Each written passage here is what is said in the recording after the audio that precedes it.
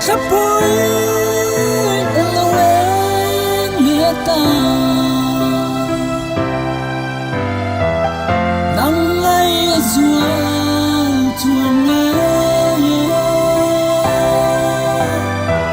suy lung lên thăng vàng cất thi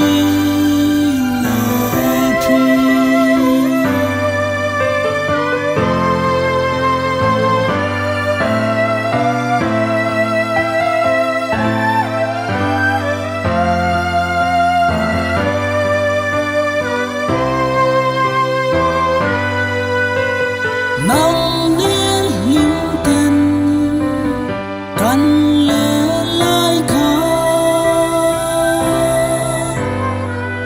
nghĩa dòng mà hàng nghĩa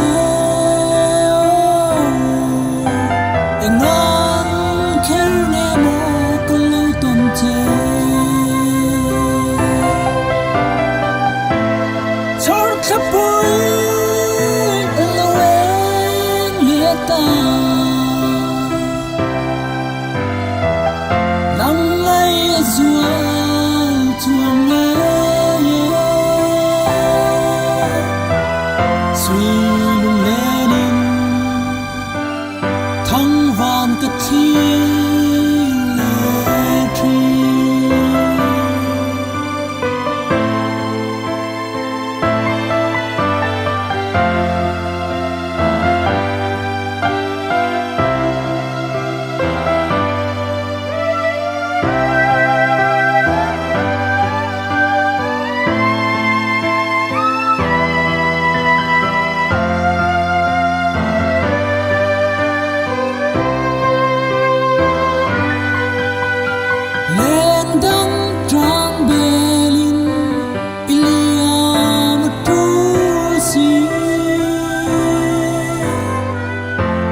dòng mà hàng nghe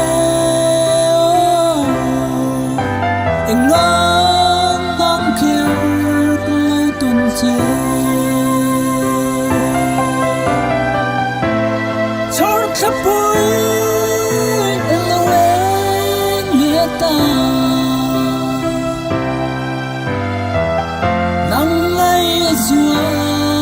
chuồn nghe suy lung lên thăng vàng cất thi lệ tri suy